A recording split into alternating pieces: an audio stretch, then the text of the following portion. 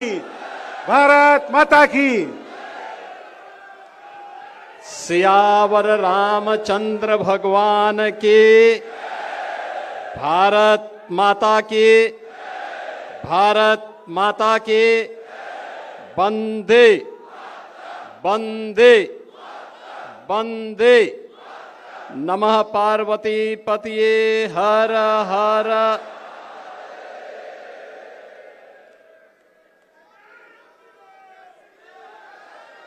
Bharatiya Janata party के प्रदेश अध्यक्ष निर्वाचन की घोषणा और नवनिर्वाचित प्रदेश अध्यक्ष के स्वागत, राष्ट्रीय परिषद के लिए प्रदेश के 120 सदस्यों के निर्वाचन की घोषणा के लिए आयोजित आज के समारोह में केंद्रीय चुनाव अधिकारी के रूप में हम सब के बीच में यहां पर उपस्थित केंद्रीय उद्योग एवं वाणिज्य मंत्री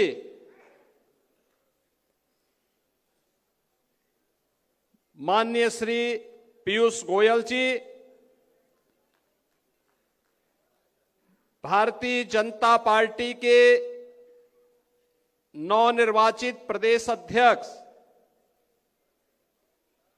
केंद्रीय मंत्री श्री पंकज चौधरी जी,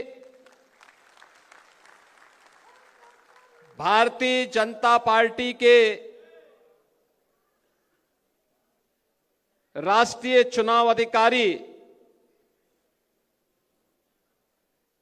और उत्तर प्रदेश से ही राज्यसभा के माननीय सदस्य श्री के लक्ष्मण जी,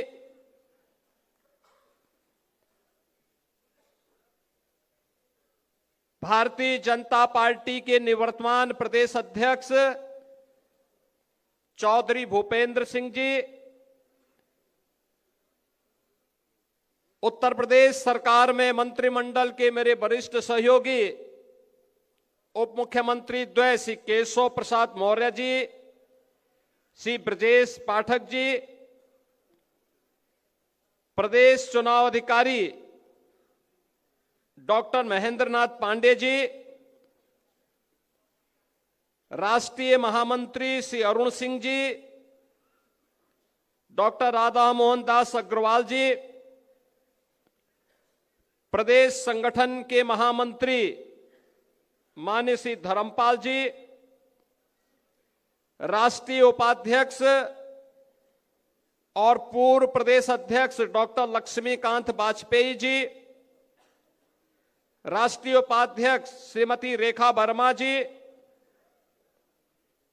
तारिक मंसूर जी, राष्ट्रीय मंत्री श्री सुरेंद्र नागर जी, केंद्रीय मंत्री श्री बीएल वर्मा जी, पूर्व प्रदेश अध्यक्षगण डॉक्टर रमापति राम त्रिपाठी जी, सूर्य प्रताप शाही जी, स्वतंत्र देव सिंह जी, भारतीय जनता पार्टी के सभी केंद्रीय और प्रदेश के साथ ही मंडल स्तर से जुड़े हुए सभी हमारे पदाधिकारीगण, प्रदेश के कोने कोने से आए हुए सभी उपस्थित बहन और भाइयों, मैं सबसे पहले नवनिर्वाचित प्रदेश अध्यक्ष के रूप में श्री पंकज चौधरी जी का आप सभी कार्यकर्ताओं की ओर से हृदय से स्वागत करता हूं, अभिनंदन करता हूं।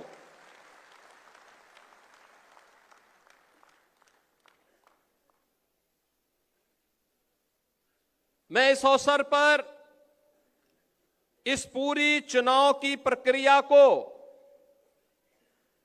सकुशल निर्विघ्न तरीके से संपन्न करने के लिए, निर्विवाद रूप से संपन्न करने के लिए डॉक्टर महेंद्र नाथ पांडे जी को, प्रदेश अध्यक्ष के निर्वाचन अधिकारी माननीय पीयूष गोयल जी को और संगठन पर्व के राष्ट्रीय अधिकारी माननीय डॉक्टर के लक्ष्मण जी को हृदय से धन्यवाद देता हूं कि आज उत्तर प्रदेश के अंदर हमारे चुनाव की प्रक्रिया संपन्न हो रही है और एक अनुभवी कार्यकर्ता को उत्तर प्रदेश के प्रदेश अध्यक्ष का दायित्व मिलने के साथ ही उत्तर प्रदेश के अंदर अब नए गति के साथ सरकार और संगठन मिलकर के आदरणीय प्रधानमंत्री जी की मंशा के अनुरूप आगे बढ़ने के संकल्प के साथ बढ़ पाएगा। बहनों और भाइयों, मैं इस अवसर पर धन्यवाद दूंगा चौधरी भूपेंद्र सिंह जी को, जो पिछले 3.5 वर्ष से प्रदेश अध्यक्ष के रूप में अपने दायित्वों का निर्वहन करते हुए प्रदेश के अंदर हर एक उन कार्यक्रमों को गति प्रदान करने में अपना योगदान दे रहे थे। इस दौरान प्रदेश तमाम चुनौतियों का सामना करते हुए आगे बढ़ा और आज नवनिर्वाचित अध्यक्ष के चुनाव के साथ संगठन पर्व का यह दायित्व उत्तर प्रदेश के अंदर अपनी पूर्णाहुति की ओर अग्रसर हो चुका है। लेकिन नए दायित्व के कार्य हम सबके सामने नई चुनौती के साथ में है। आपने बदलते हुए भारत को देखा है। एक नए भारत का दर्शन हम में से हर व्यक्ति कर रहा है। 11 वर्ष में क्या भारत आज पूरी दुनिया का नजरिया भारत के प्रति और भारतवासियों के प्रति बदला है। जो लोग आज से 11 वर्ष पहले भारत को कमतर आंकने का प्रयास करते थे, हे दृश्य देखते थे, आज उन्हें भारत के अंदर विश्व नेतृत्व नजर आता है। आज उन्हें भारत पर गौरव की अनुभूति होती है। आज भारत वैश्विक संतुलन का कार्य कर रहा है और बिना रुके, बिना डिगे, बिना झुके अपनी यात्रा को आगे बढ़ाने का कार्य कर रहा है। और ये हमारा सौभाग्य है, इस नए भारत को पिछले 11 वर्ष से अधिक समय से दुनिया के सबसे यशस्वी नेता आदरणीय प्रधानमंत्री के रूप में श्री नरेंद्र मोदी जी का नेतृत्व और मार्गदर्शन प्राप्त हो रहा है। उत्तर प्रदेश के अंदर पिछले 8-8.5 वर्ष के अंदर जो कुछ भी परिवर्तन हम करने में सफल हुए हैं, यह आदरणीय प्रधानमंत्री जी का मार्गदर्शन और नेतृत्व ही है। डबल इंजन सरकार की डबल स्पीड की ताकत है। एक एक कार्यकर्ता की मेहनत और परिश्रम का परिणाम है कि उत्तर प्रदेश के बारे में जो परसेप्शन था, उस परसेप्शन को हमने दूर किया। बीमारू राज्य के धब्बे से उत्तर प्रदेश को मुक्त करके रेवेन्यू सरप्लस स्टेट के रूप में उत्तर प्रदेश को दुनिया के सामने, देश के सामने स्थापित किया। आज उत्तर प्रदेश दंगा मुक्त है, माफिया मुक्त है, अपराध मुक्त है। आज उत्तर प्रदेश टूरिज्म का, इन्वेस्टमेंट का देश के बेहतरीन राज्यों में से अपने आप को एक साबित कर सकता है और बेधड़क उत्तर प्रदेश के अंदर उस प्रकार के निवेश आए हैं, आ रहे हैं। कोई कल्पना कर सकता है कि केवल उत्तर प्रदेश में इन 8.5 वर्ष में 9.25 लाख नौजवानों को सरकारी नौकरी बिना भेदभाव के प्राप्त हुई है। 1.5 करोड़ से अधिक नौजवानों को परंपरागत उद्यम में उन्हें नौकरी के साथ और रोजगार के साथ जोड़ने का और जो कार्य निवेश का, सुरक्षा और कानून के राज में बेहतर तरीके से आगे बढ़ा है। 15 लाख करोड़ रुपए से अधिक के निवेश की योजनाएं जमीनी धरातल पर उतरी हैं और 6 लाख से अधिक की परियोजनाएं हमारे पास वर्तमान में तैयार है, जिसका हमें ग्राउंड ब्रेकिंग की तैयारी करनी है, जिसको लेकर के हम आगे बढ़ रहे हैं। मैं इस अवसर पर केंद्रीय उद्योग और वाणिज्य मंत्री माननीय श्री पीयूष गोयल जी का हृदय से धन्यवाद करूंगा कि आदरणीय प्रधानमंत्री जी, आदरणीय रक्षा मंत्री जी, आदरणीय गृह मंत्री जी, आदरणीय राष्ट्रीय अध्यक्ष जी के नेतृत्व में प्रदेश के विकास की जिन योजनाओं को आगे बढ़ाने के लिए जब भी हमने माननीय पीयूष जी से सहयोग और समर्थन मांगा, वे देश के अंदर या दुनिया के अंदर कहीं भी रहे होंगे, उत्तर प्रदेश के प्रस्ताव को उन्होंने तत्काल कहा कि ये होना है। जैसे हमने कहा उत्तर प्रदेश के अंदर 1 डिस्ट्रिक्ट 1 प्रोडक्ट की योजना हम आगे बढ़ाए हैं। हमारे पास एक कमी है, उन्होंने कहा आप बताइए। मैंने कहा हमें एक पैकेजिंग इंस्टीट्यूट चाहिए। उन्होंने कहा आप घोषणा कर दीजिए, ये मान के चली कि हो गया। और बहनों और भाइयों, मुझे प्रसन्नता है बताते हुए लखनऊ में भारत सरकार ने अपना पैकेजिंग इंस्टीट्यूट स्वीकृत ही नहीं किया, उसका सत्र भी प्रारंभ हो गया है। उत्तर प्रदेश अपने उद्यमियों के लिए उनकी प्रोडक्ट को शोकेसिंग कर सके, दुनिया के बाजार में पहुंचा सके। हमारे मन में आया कि हम क्या उत्तर प्रदेश ग्लोबल मीट का कोई आयोजन हम कर सकते हैं? कोई ऐसा आयोजन हो जाए जहां उत्तर प्रदेश के प्रोडक्ट को हम शोकेसिंग कर सकें। तो ट्रेड शो कोई ऐसा हो। मैंने माननीय पीयूष जी से चर्चा की, उन्होंने कहा चिंता मत करिए। पहले वर्ष उन्होंने कहा कि मैं कम से कम 500 फॉरेन बायर अपने खर्चे पे भेज रहा हूं यूपी में। यूपी के लोग अपना वो लगाएं, खरीदारी करने की जिम्मेदारी हमारी, दुनिया के मार्केट में पहुंचाने की जिम्मेदारी। और बहनों और भाइयों, आज हर वर्ष सितंबर माह में उत्तर प्रदेश का सूक्ष्म लघु उद्यम विभाग उत्तर प्रदेश के अंदर बने हुए हर प्रोडक्ट को हम लोग ग्रेटर नोएडा में इंडिया एक्सपो सेंटर में UP trade international trade show का आयोजन करते हैं। और इतना लोकप्रिय हुआ है, इस बार भी मैंने उनसे अनुरोध किया, वो दुनिया में अपने भारत के कार्यक्रमों की दिशा से व्यस्त थे, तब भी वे उसके कार्यक्रम में आए। आदरणीय प्रधानमंत्री जी ने उद्घाटन किया और माननीय पीयूष जी ने उसका समारोप किया और आए, और उसमें लगभग 11,000 करोड़ रुपए के प्रोडक्ट उत्तर प्रदेश से दुनिया के मार्केट के लिए बुक हुए। ये सारा पैसा उत्तर प्रदेश के व्यापारियों को, उत्तर प्रदेश के उद्यमियों को प्राप्त हुआ। यह कार्य तब हो पाया, राजनीतिक स्थिरता थी, सुरक्षा का बेहतर माहौल था,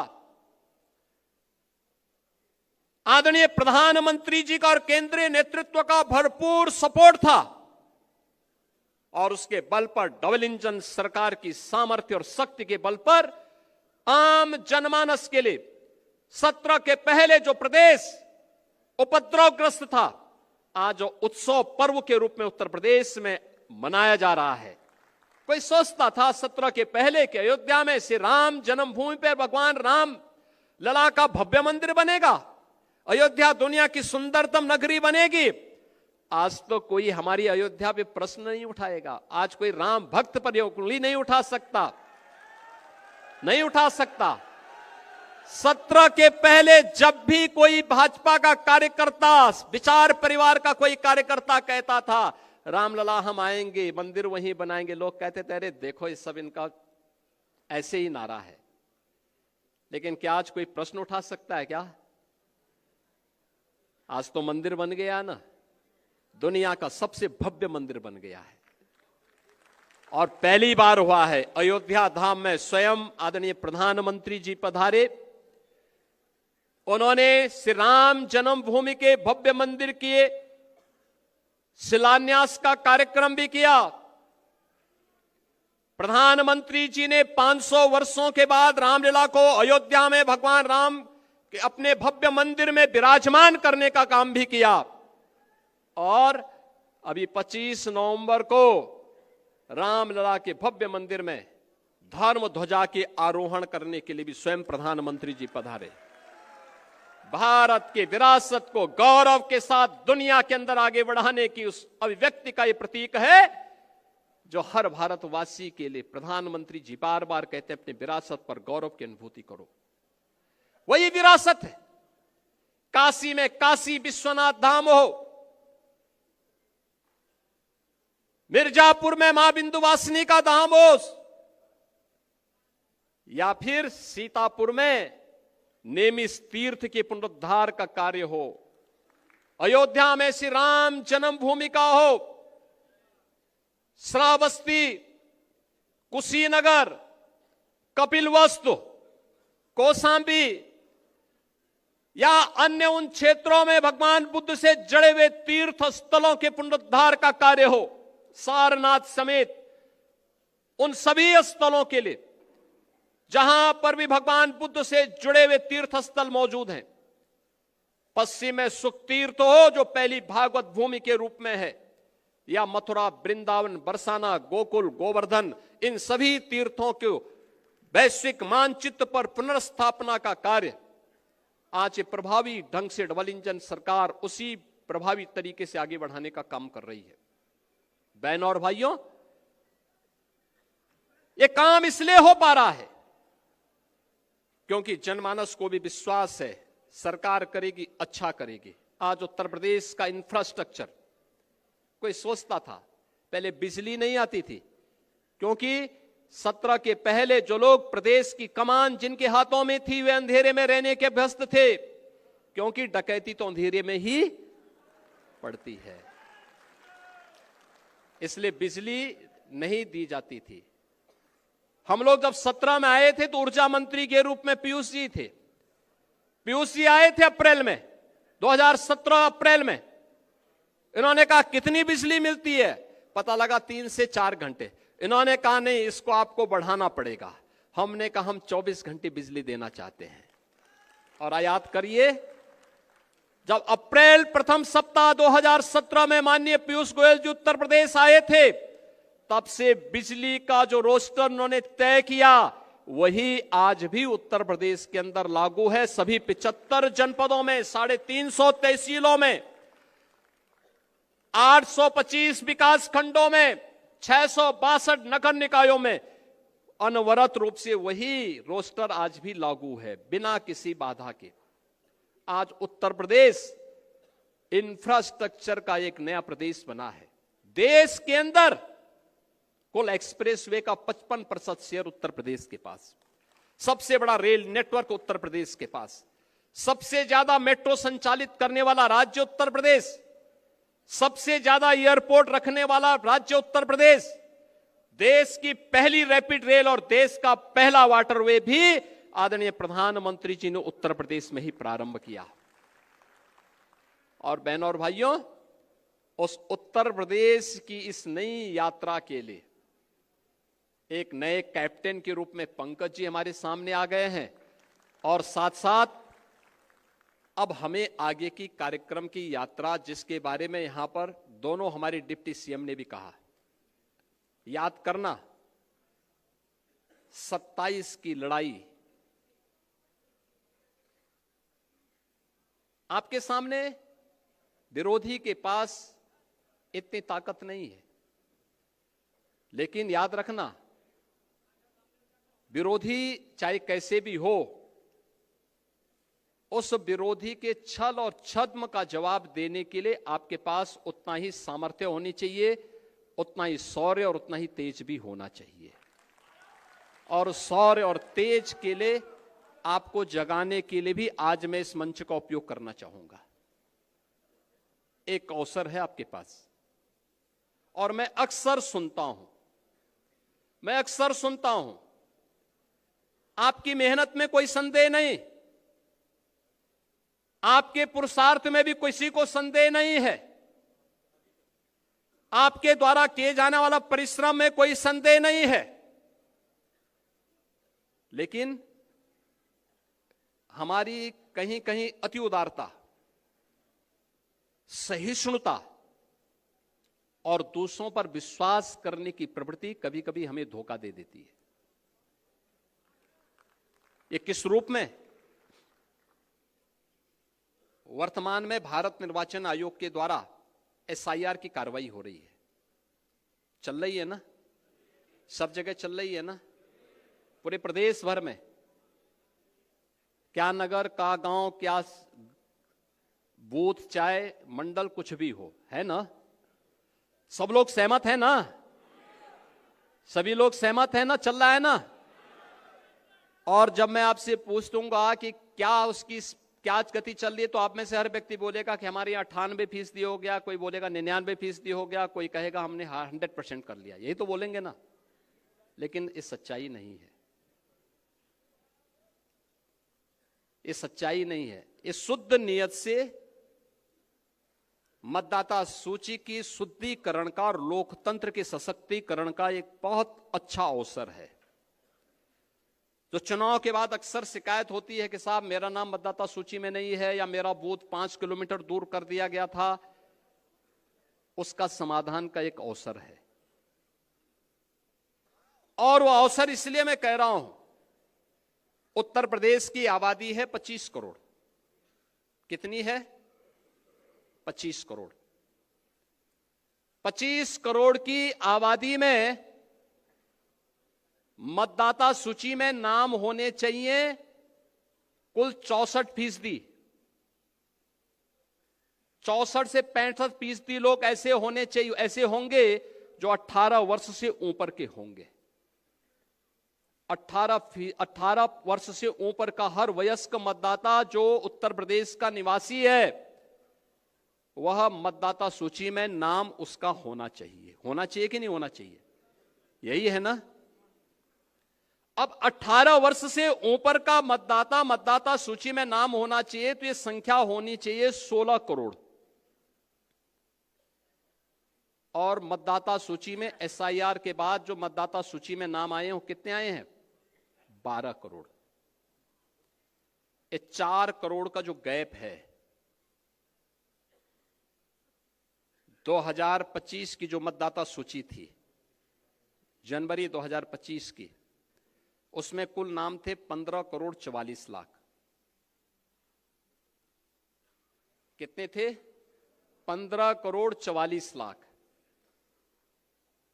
1 जनवरी 2026 को जो भी युवा 18 वर्ष का होगा, वह मतदाता बनने का हकदार होगा।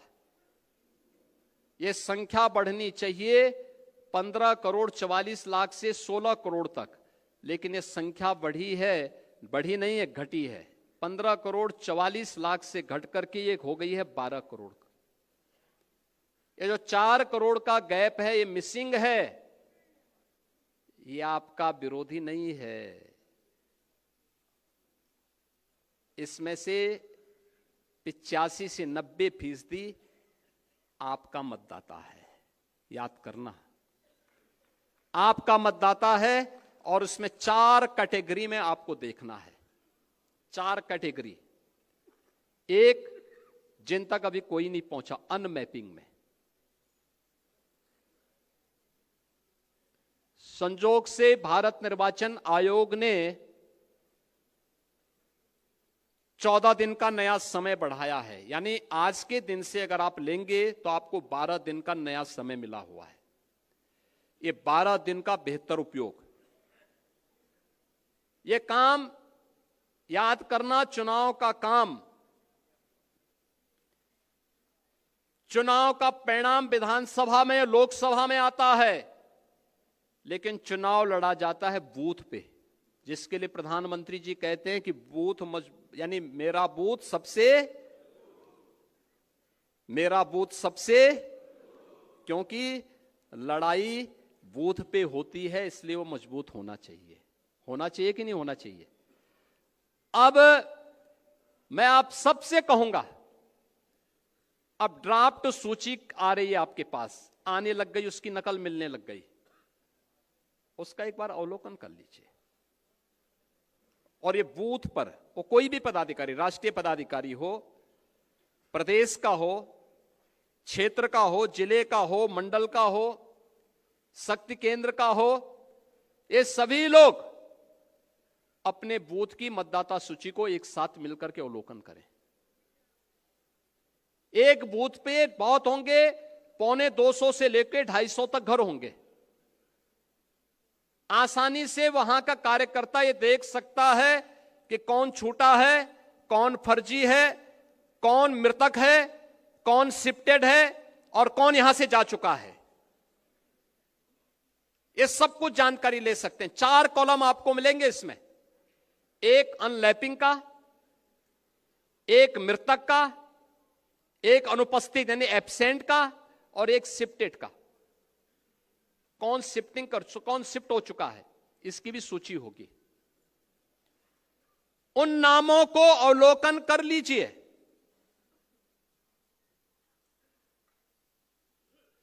देखिए, मैं अभी गया था एक जनपद में, वहां की मतदाता सूची में जो एसआईआर के फॉर्म भरे हैं बहुत सारी विरोधियों ने, उसमें कुछ बांग्लादेशियों के भी नाम है। आप मुझे बताइए, एक जगह तो यह भी मैंने देखा, एक सज्जन का नाम था, उसकी उम्र 20 साल, उसके पिता की उम्र 30 साल और उसके ग्रैंडफादर की उम्र 40 साल। तो मैंने कहा ये कौन नए नमूने आ गए। देखो, आप जब देखेंगे तब आप मुझे बताइए 10 साल की उम्र में किसी का बच्चा होगा क्या?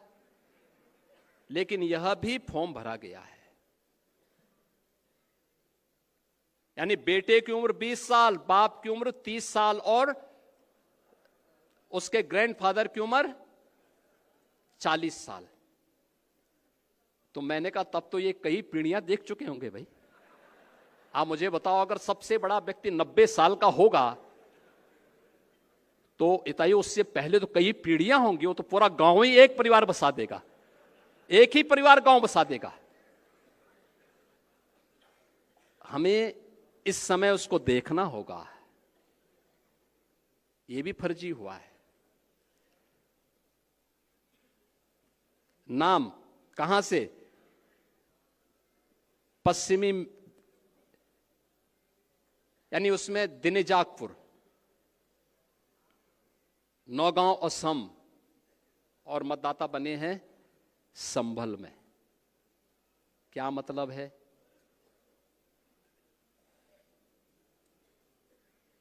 ये अवसर है इस सब फर्जी नाम के लिए आपत्ति करना। हर बूथ से आपत्ति दर्ज होनी चाहिए फर्जी नामों के लिए।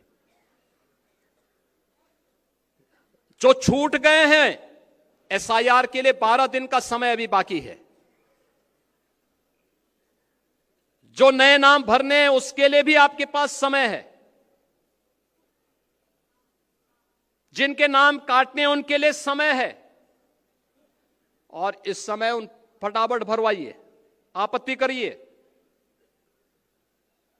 ये इसलिए आवश्यक है कि चुनाव में आपकी मेहनत 3/4 इस एसआईआर की सूची रिफाइंड हो जाएगी।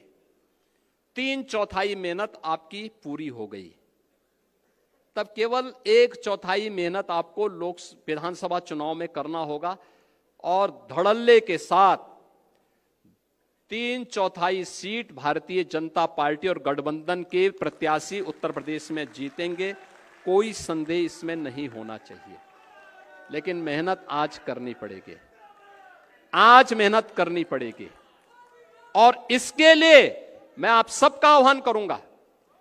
आज आपको यहां पर विशेष रूप से बुलाया गया है कि नए नवनिर्वाचित प्रदेश अध्यक्ष जी के स्वागत में और आपका परिचय हो जाए। नवनिर्वाचित प्रदेश अध्यक्ष जी हर जिले में जाएंगे, हर जिले में उनका कार्यक्रम लगेगा, हर जिले में आप स्वागत अपने जिले में करेंगे। आपको दिल्ली जाने की आवश्यकता नहीं, आपको गोरखपुर या महाराजगंज जाने की आवश्यकता नहीं। आपको अपने बूथ को संभालने की आवश्यकता है अगले 1 महीने के लिए। अपना बूथ, मेरा बूथ सबसे मजबूत। 25 दिसंबर पूर्व प्रधानमंत्री श्रद्धेय अटल बिहारी वाजपेयी जी की जन्म शताब्दी का कार्यक्रम है और यह कार्यक्रम उत्तर प्रदेश की राजधानी लखनऊ के साथ साथ हर एक बूथ पर भी पार्टी के द्वारा आयोजित होगा। इस कार्यक्रम को बूथ स्तर पर भी एक आयोजन के साथ ही और आदरणीय प्रधानमंत्री जी का जो कार्यक्रम लखनऊ में इस डबल इंजन सरकार ने एक राष्ट्रीय प्रेरणा स्थल बनाया है, जिसमें भारतीय जनसंघ के संस्थापक अध्यक्ष डॉक्टर श्यामा प्रसाद मुखर्जी जी, पंडित दीनदयाल उपाध्याय जी और श्रद्धेय अटल बिहारी वाजपेयी जी की 65 फुट ऊंची कांस्य प्रतिमाओं को स्थापित करते हुए एक उनका डिजिटल म्यूजियम के रूप में भारतीय जनसंघ से लेकर के भारतीय जनता पार्टी में आदरणीय प्रधानमंत्री जी के नेतृत्व में नए भारत की यात्रा के साथ जोड़ते हुए म्यूजियम बनाया गया है। इन सभी का उद्घाटन का कार्यक्रम और एक बड़ी रैली का आयोजन लखनऊ में होगा। उसके लिए संगठन अलग से बैठक करेगा, व्यवस्था बनाएगा।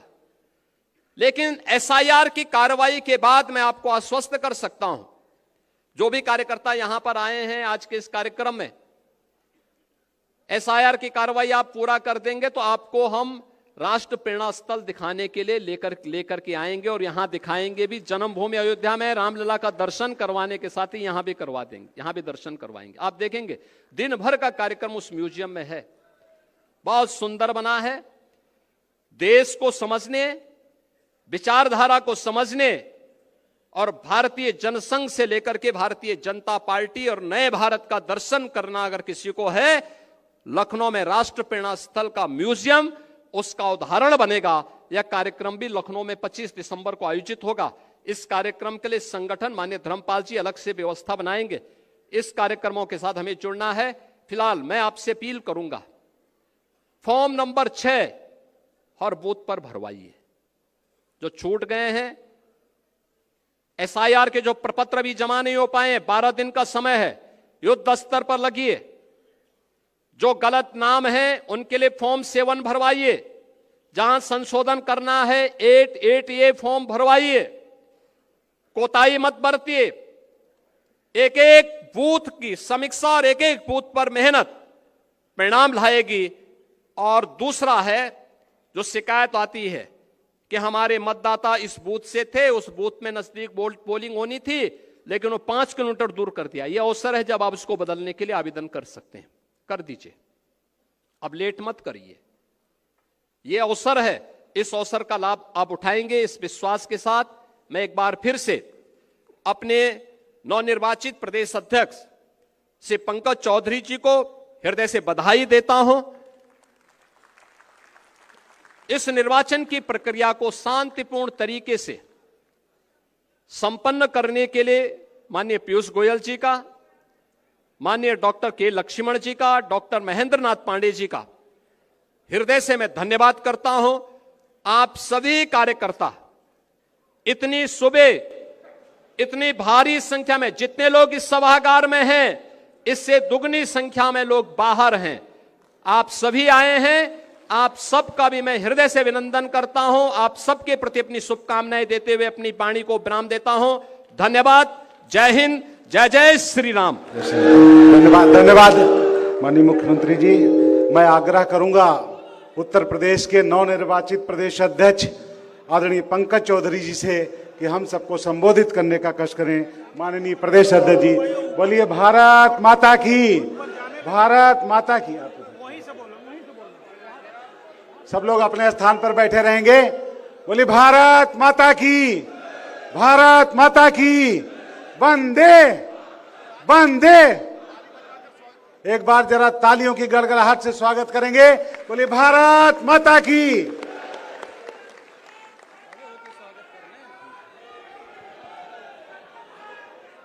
बोलिए भारत माता की, भारत माता की।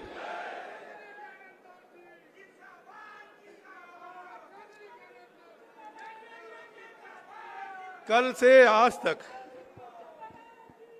प्रदेश भर के देवतुल्य कार्यकर्ताओं का जो अपूर्व स्नेह मुझे प्राप्त हुआ है, उससे मैं गदगद और अभिभूत हूं। मंच पे विराजमान उत्तर प्रदेश के यशस्वी मुख्यमंत्री आदरणीय योगी आदित्यनाथ जी महाराज, भारत सरकार के मंत्री और प्रदेश अध्यक्ष चुनाव केंद्रीय चुनाव अधिकारी आदरणीय पीयूष गोयल जी, माननीय के लक्ष्मण जी, नवनिर्वाचित माननीय केशव मौर्य जी, निवर्तमान अध्यक्ष भूपेंद्र चौधरी जी, ब्रजेश पाठक जी, पूर्व प्रदेश अध्यक्ष महेंद्र पांडे जी, प्रदेश महामंत्री संगठन आदरणीय धर्मपाल जी, राज्यसभा सांसद और राष्ट्रीय महामंत्री राधा मोहन दास अग्रवाल जी, राष्ट्रीय महामंत्री श्री अरुण सिंह जी, पूर्व प्रदेश अध्यक्ष और राज्यसभा सांसद लक्ष्मीकांत वाजपेयी जी, श्रीमती रेखा वर्मा जी, राष्ट्रीय उपाध्यक्ष तारिक मंसूर जी, राष्ट्रीय उपाध्यक्ष भाजपा सुरेंद्र सिंह नागर जी, राष्ट्रीय मंत्री और राज्यसभा सांसद पूर्व अध्यक्ष डॉक्टर रमापति राम त्रिपाठी जी, पूर्व अध्यक्ष सूर्य प्रताप शाही जी, पूर्व अध्यक्ष स्वतंत्र देव सिंह जी, हमारे साथ हमारे साथी भारत सरकार के मंत्री बीएल वर्मा जी,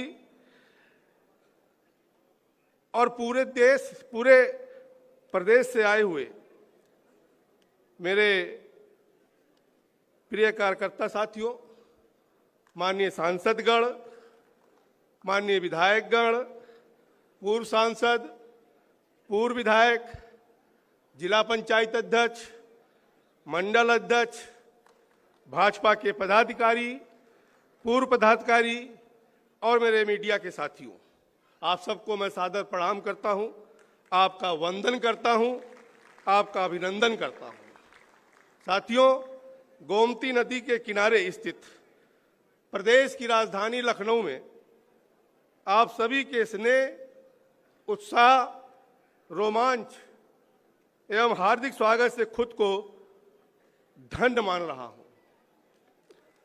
भारत के सबसे बड़े प्रदेश, जिसे भारत की राजनीति का केंद्र बिंदु माना जाता है,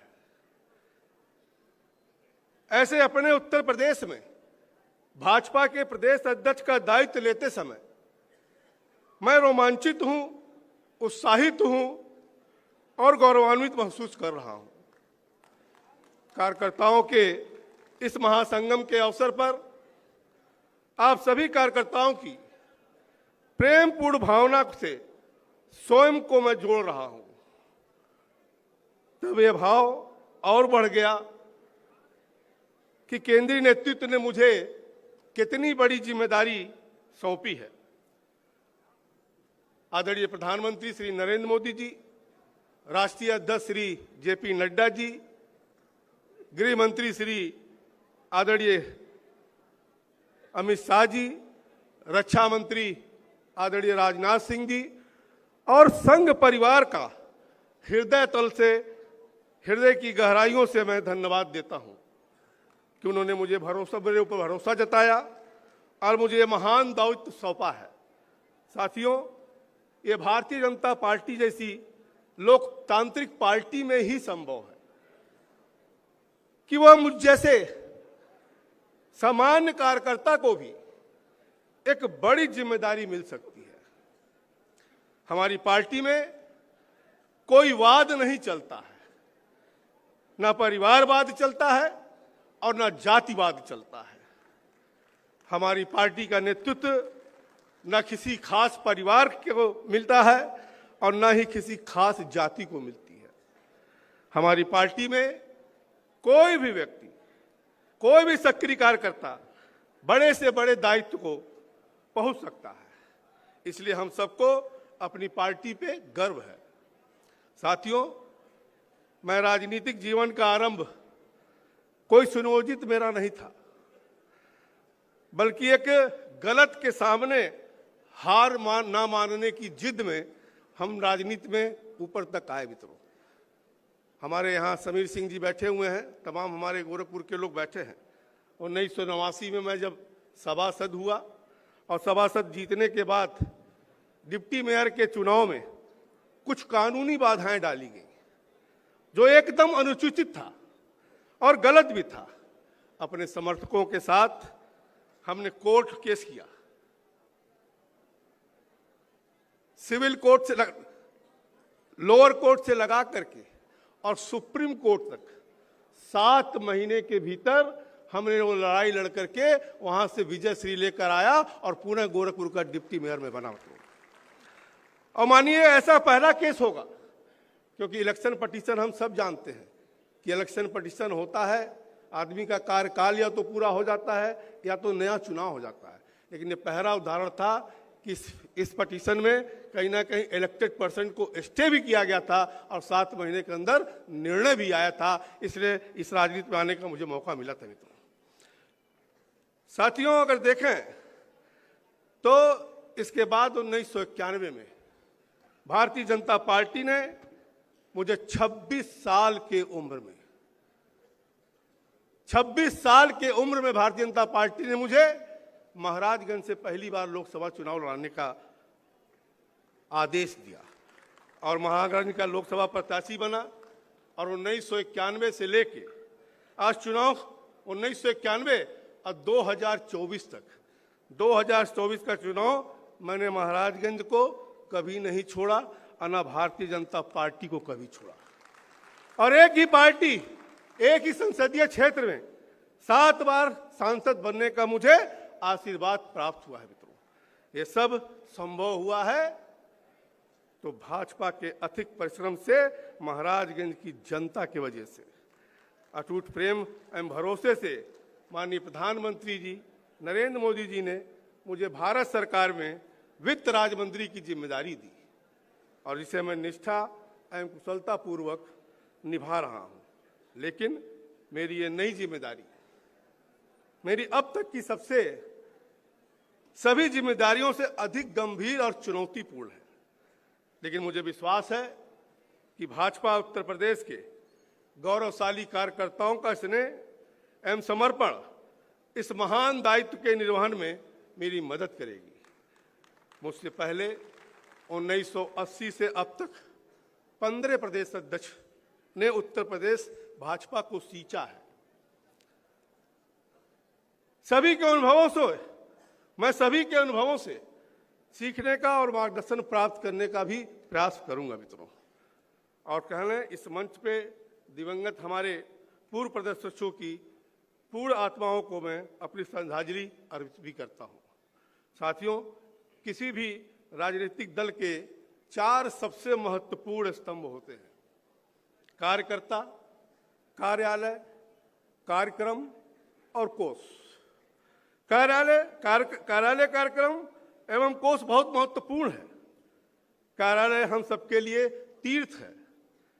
हम पार्टी के लिए राजनीतिक विचारों को देश की जनता तक पहुंचाते हैं और इन सब के लिए कोष की आवश्यकता होती है। लेकिन इन सब से महत्वपूर्ण है कार्यकर्ता, कि अगर डेडिकेटेड कार्यकर्ता नहीं है तो बाकी चीजें व्यर्थ है। साथियों, मैं महाराजगंज के कार्यकर्ताओं से हमेशा कहता हूं कि कार्यकर्ता ही मेरी सर्वोपरि है, वो मेरा बल है और मेरी पूंजी भी है। और मैं 1991 से लेकर 2024 तक के सभी चुनाव अपने कार्यकर्ताओं के दम पर लड़ा है। मेरे मन में अपने कार्यकर्ताओं के प्रति बहुत आदर है और आज इस मंच से मैं पूरे प्रदेश के भाजपा कार्यकर्ताओं से कहना चाहता हूं कि आप मेरे लिए सर्वोपरि हैं। आपके लिए मैं लड़ूंगा, अड़ूंगा और लड़ूंगा भी। मित्रों, आपकी बात भी सुनूंगा,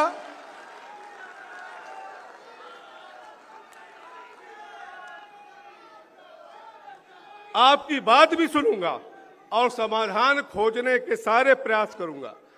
कार्यकर्ताओं से निरंतर संवाद में मेरे 35 वर्ष के राजनीतिक जीवन का अभिन्न अंग रहा है। साथियों, जब आज मुझे यह महत्वपूर्ण दायित्व मिला है तो मैं नेतृत्व शब्द के सही मायने को समझना चाहता हूं और अमल भी लाना चाहता हूं।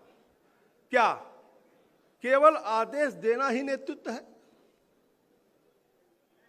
नहीं, मेरे लिए नेतृत्व के मायने हैं बड़प्पन के साथ सबकी बात सुनना और समाधान के हर संभव प्रयास करना होता है। मुझे रूल नहीं करना है, मुझे रूल नहीं करना है, बल्कि रोल अदा करना है। एक समन्वयकारी का रोल अदा करना है, समाधान खोजकर्ता का रोल अदा करना है, एक मुखिया का जो पूरे परिवार को एक साथ लेकर के चलता है उसका रोल अदा करना है। मुझे पूरे उत्तर प्रदेश भाजपा परिवार को एक साथ लेकर के चलना है। मेरे नेतृत्व के मूल मंत्र रहेंगे संगठन, संपर्क, संवाद और समन्वय। संगठन मेरे लिए सर्वोपरि है। संगठन का जो भी आदेश है वो हमारे लिए सर्वमान है।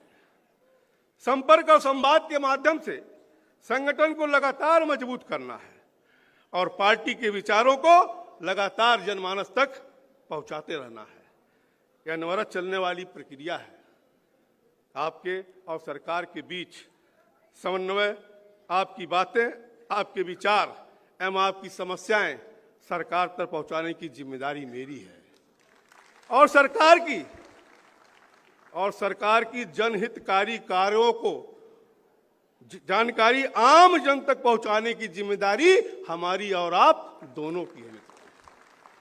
साथियों, किसी पद पर बैठने वाला कभी भी भूतपूर्व हो सकता है, हो ही जाता है। बस एक कार्यकर्ता ही है जो कभी भूतपूर्व नहीं होता, जो कभी भूतपूर्व नहीं होता है। इसलिए कार्यकर्ता ही असली पूंजी है और असली ताकत है। हमारी पार्टी का इतिहास बहुत पुराना है। हमारे पास तमाम पूर्व सांसद हैं, पूर्व विधायक हैं, पूर्व पदाधिकारी हैं। मेरा प्रयास रहेगा कि इन सबके राजनीतिक अनुभव का लाभ पार्टी को मिलता रहे और उनके अनुभवों से पार्टी को समृद्ध होता रहे देखना चाहता हूं। आज यहाँ पीयूष गोयल जी ने अभी किस प्रकार से देश की गति बढ़ी है, प्रधानमंत्री जी जैसे काम कैसे कर रहे हैं, उसका जिक्र किया है, उसको मैं दोहराना नहीं चाहता हूं। और माननीय मुख्यमंत्री जी ने भी बताया कि किस प्रकार से उत्तर प्रदेश आगे की तरफ बढ़ रहा है। मैं यहाँ मंच पर उपस्थित सभी आदरणीय स्वजनों से सीखने को आतुर हूं।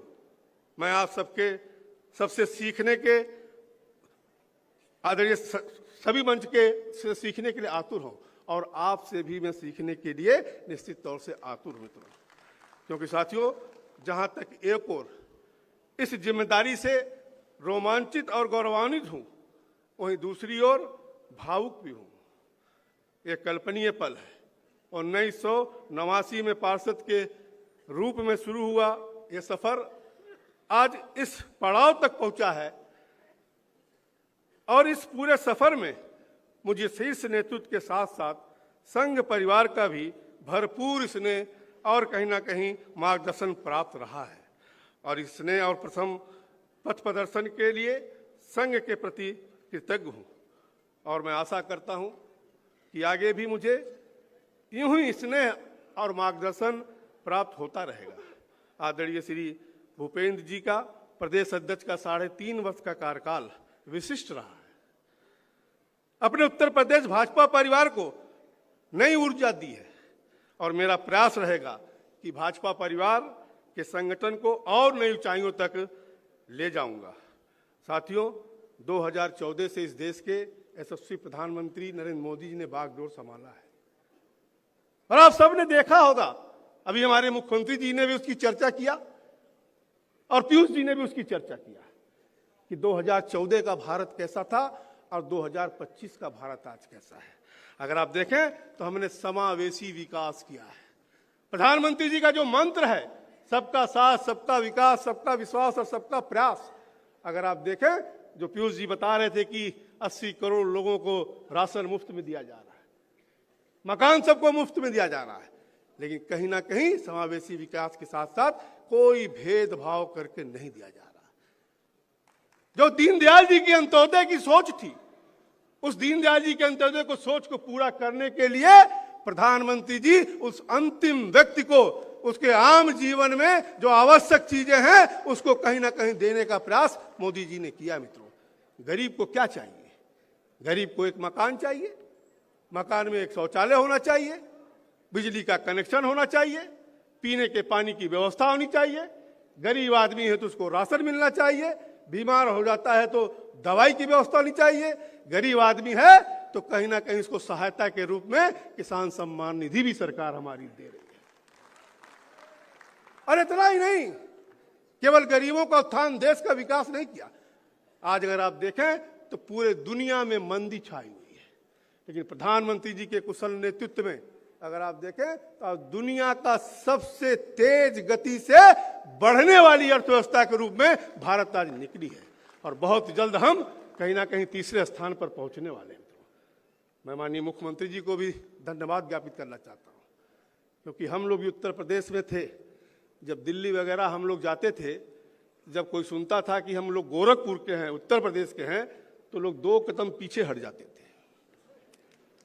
और भारत सरकार का वित्त मंत्री होने के नाते, राज्य वित्त मंत्री होने के नाते जो मुख्यमंत्री जी ने बदलाव किया है, आज पूरे देश में जाने का मुझे अवसर मिलता है और जब वहां उत्तर प्रदेश के बारे में अच्छी अच्छी बातें सुनता हूं तो मुझे भी गौरव महसूस होता है।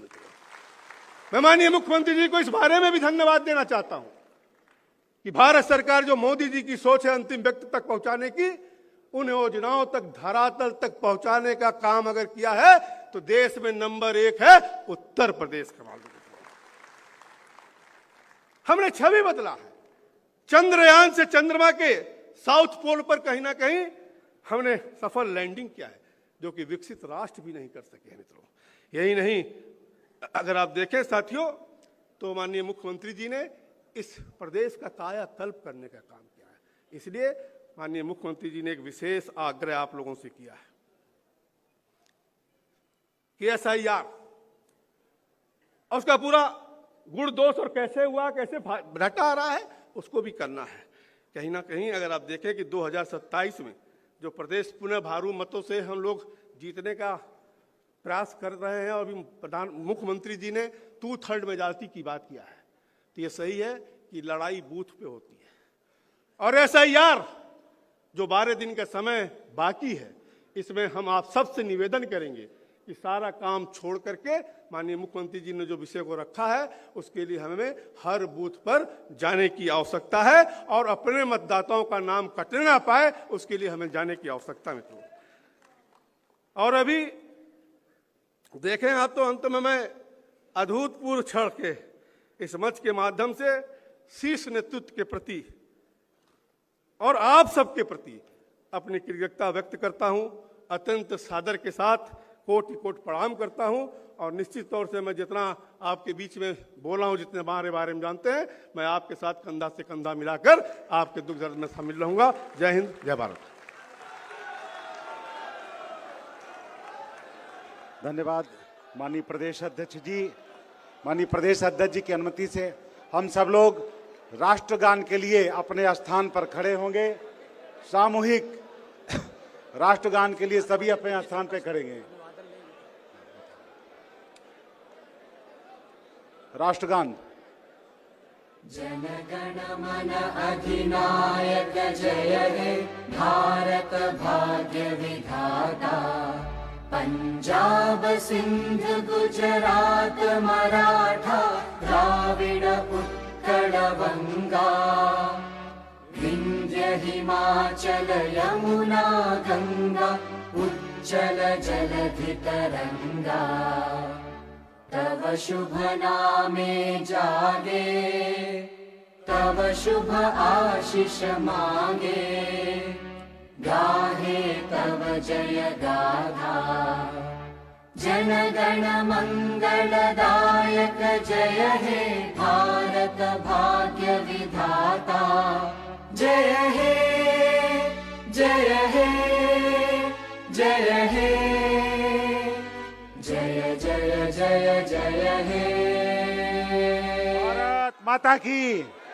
भारत माता की सूचना है माननीय प्रदेश अध्यक्ष जी अभी निकल करके बाहर सभी के कार्यकर्ता जो वहां उपस्थित जनता जनार्दन है सबका अभिवादन लेंगे, यहां से बाहर निकलेंगे।